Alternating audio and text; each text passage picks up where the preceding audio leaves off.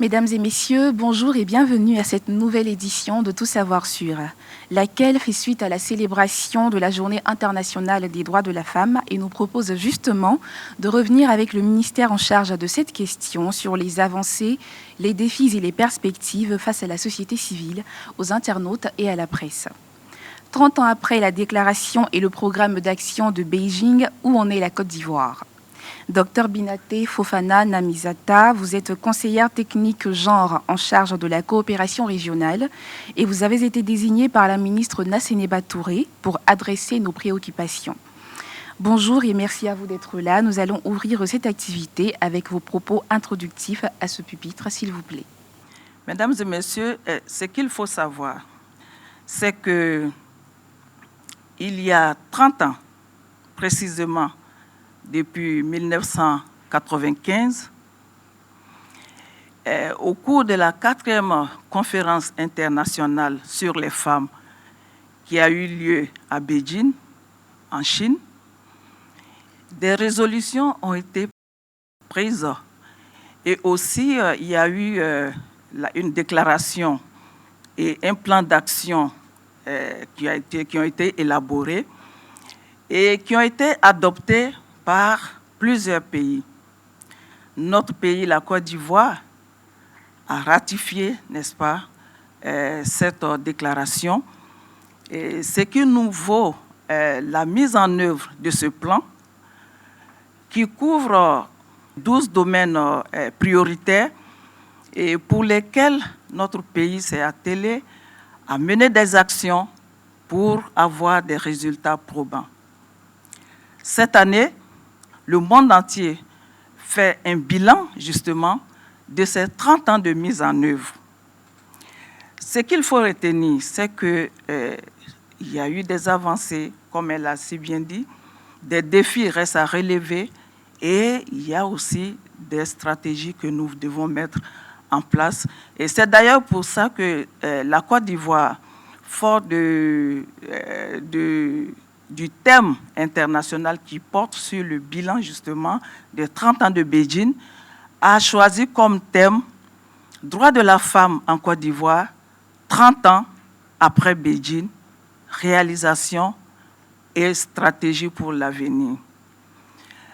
Alors, je pense que je ne vais pas aller plus loin. Ce que je voulais dire, c'est que les questions auxquelles nous allons répondre vont nous permettre justement d'avoir une idée, de faire une analyse des avancées de ces 30 ans de mise en œuvre du programme d'action de Beijing et surtout de relever les défis pour nous projeter vers l'avenir.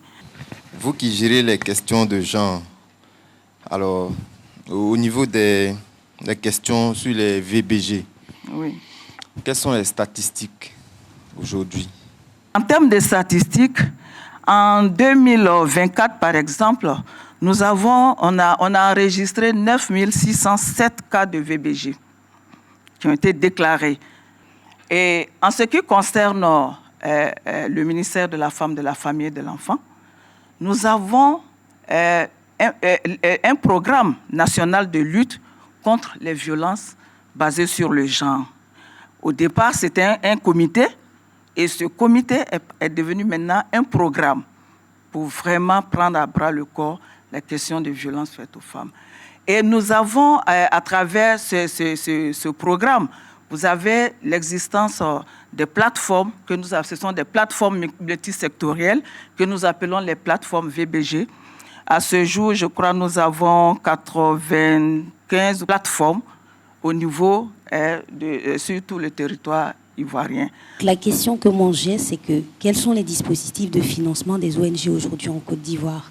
À ce niveau, il y a des fonds qui ont été mis en place pour justement aider les femmes à mener leurs activités. Je peux parler du fonds FAFSI, le fonds d'appui aux femmes de Côte d'Ivoire, de Madame la Première Dame, qui aujourd'hui a fait environ 400 000 bénéficiaires, 400 000 femmes qui sont devenues autonomes à cause de ce fonds-là. Le ministère aussi a son fonds qu'on appelle le Fonds Femmes et Développement, qui aujourd'hui a permis à 17 000 femmes de pouvoir mener des activités génératrices de revenus. Tout ça, c'est parce que nous avons ratifié justement le programme, la déclaration et le programme d'action de Beijing. Quels sont les chiffres clés? Vous parliez tout à l'heure de centres justement qui accueillent les femmes qui sont dans le besoin.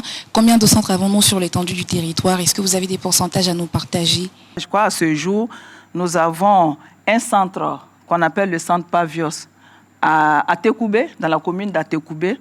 Nous avons un centre à Korogo. Nous avons un centre à Boaké. Et le dernier centre, qui est vraiment un centre moderne, qui va être offert par Madame la Première Dame, c'est le centre d'accueil d'Adiaké qu'on appelle la Maison de la Femme. Mesdames et messieurs, c'est la fin de cette activité d'échange. Merci à vous et au docteur Fofana, épouse Binaté Namizata, conseillère technique genre en charge de la coopération régionale, pour ses réponses édifiantes sur les avancées en matière de promotion des droits de la femme en Côte d'Ivoire. Rendez-vous mardi prochain, même heure, en direct du compte Facebook officiel du gouvernement de Côte d'Ivoire. Merci à tous et à bientôt.